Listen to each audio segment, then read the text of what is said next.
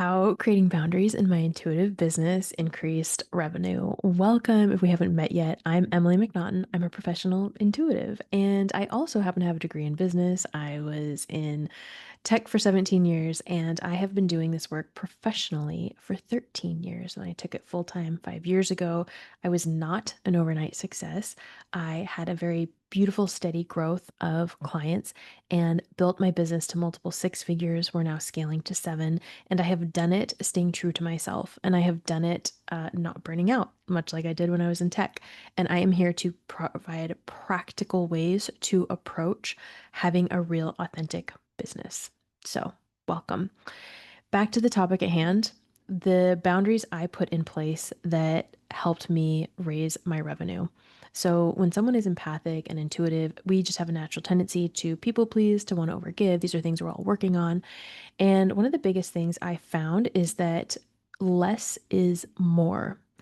Clients come to you because they want a specific experience. They have a need to transform an aspect of their life. This does not mean that this is something you're not, a lot of times people think, oh, I have to, change their whole life. No, you don't. You actually want to keep things really, really simple. So I would have clients who would come in and they'd be like, well, if you can help provide intuitive messages around this, you can probably help provide intuitive messages around this as well. So clients would come in to for support, and they would ask for support outside of the container. And there would be times where I actually would feel called to help them with certain things. Like sometimes life happens, and I always think it's kind of a divine timing thing. If someone goes through something pretty major and then at the same time is working with you on something and you can help them, I think that's important. And the other thing I had to do is I had to make sure that based on the amount they were paying me, that I was not overextending my time. So what I would do is I would let them know that for this container, we cover XYZ topics, or can you please put one question in at a time and let's talk about this one question? Or I would ask them, for example, how deep do you want to go? So sometimes people have a ton of topics, which is great. There's nothing wrong with that. But I was like, do you want to go really deep and wide on one or two? Or do you want to, at a high level cover all of these? So I always make sure that I express pretty clearly to clients the parameters of my different programs and containers. And then sometimes I have to gently remind people. And, we're all human, we all do it. I've been in containers myself back in the day where I didn't quite know what the rules were, and someone had to let me know. So just know that by you respecting your time, the client, like your vibration is going to raise, the client's vibration is going to raise, and everybody's going to be really, really happy being on the same page because nobody wants to step on your toes. And if they are comfortable taking over your time, that means that they're probably not in the greatest place in life. And you can decide if you want to help them or not. So the other piece is I started to write out this list of not rules, but just like values that I abide by. And these values came to me when, certain people, as they do, they they cross boundaries. It's okay. This is the part of naturally growing a business.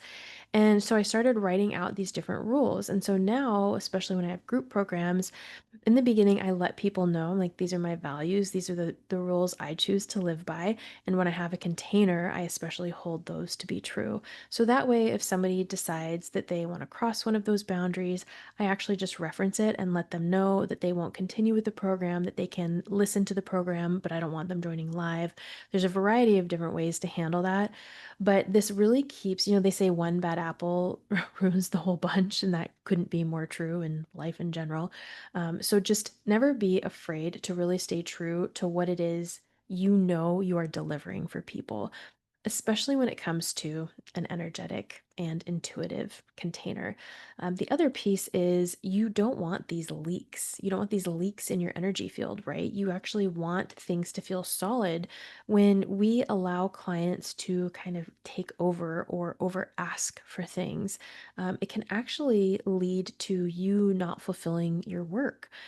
So there will be times where, like, especially on the business side of things, people can kind of get frustrated with all the different moving parts, and that's so understandable. I want you to remember what it is you provide for someone and then just let the client know, hey, I'm here to provide this. And I love to continue helping you with this. I can offer you additional support or make suggestions for other areas you might need that support, right? Okay. The other piece is when you open up a product or a program or container or whatever it is for people, you want to actually lay out the expectations in the beginning. I think it's really important that you put it on the whatever the marketing slide or sales page is that you have, and then also reiterate it when they come in. So I put it in my welcome email, especially with my private clients. I just list everything out. I'm like, here's the bullet points, here's how we're going to engage. I also have them sign contracts. So obviously, there's the NDAs that are mutual, and then also noting that these are the rules of engagement. And this is something that really, again, holds such a higher vibration and gives everybody a cleaner experience. And this is how you get repeat clients. This is how people actually get the most out of working with you. When people understand the clear rules of engagement, there's no second guessing. They're not, dropping in, distracting you, distracting themselves. And that part is really, really important.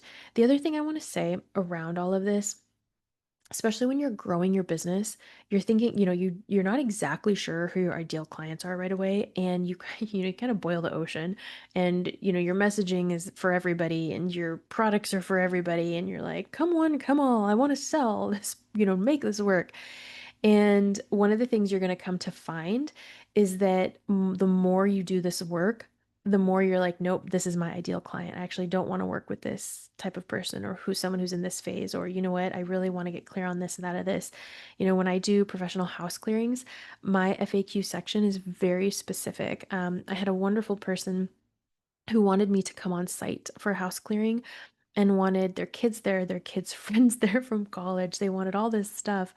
And I said, no, I said, that's not how I work. That's not how I do it. I said, I'm happy to refer you to somebody that could be more open to doing that. Right.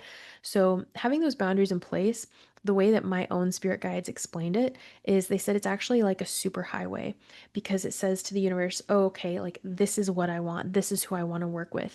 And then the people who are vibrating in a place where they're like, yes, I'm comfortable with this type of work. This is exactly what it is I want to experience. They're going to more naturally find you. And then the people that kind of wreak havoc, they're the ones that are going to kind of go off to the wayside. The other final piece I will say is, in the beginning, when I was 10, 15 years ago, when I was starting to practice energy work, I would invite people to, I'd say, okay, I'm practicing this. Who would like to have, who would like a volunteer session? And then I had to transition where I was doing shorter volunteer sessions, or because I was getting really good at what I was doing, my friends would be like, well, we're going to buy you dinner, or, well, we're going to, give it to me as a gift, please, and things like that. And then it got to a point where I, for like the friends and family and all of that, I actually started charging my regular rates. And I mean, obviously that's, doesn't apply to like my mom or someone. But the reason, or, friends who are in a pinch, obviously. But the reason being for this is because when this is your life's work and you have dedicated so much of your own time and your own resources, and you're really good at what you do, you want to show up professionally. You want them to show up ready to receive. It really creates an optimum environment. So I actually no longer offer friends and family a discount. I just, my prices are my prices. The other piece to all of this is when I started shoring up all of my boundaries and all of this around pricing, guess what happened? Not only did my revenue spike up, not more hours, but my revenue spiked. I actually made more space for volunteer work. The volunteer work is something I have been doing since I was a kid. It is ingrained in me, it's ingrained in my family. We just love doing it, and all of us do different versions of it. And I believe in both in person work and then pro bono work on the side that I don't talk about at all on here.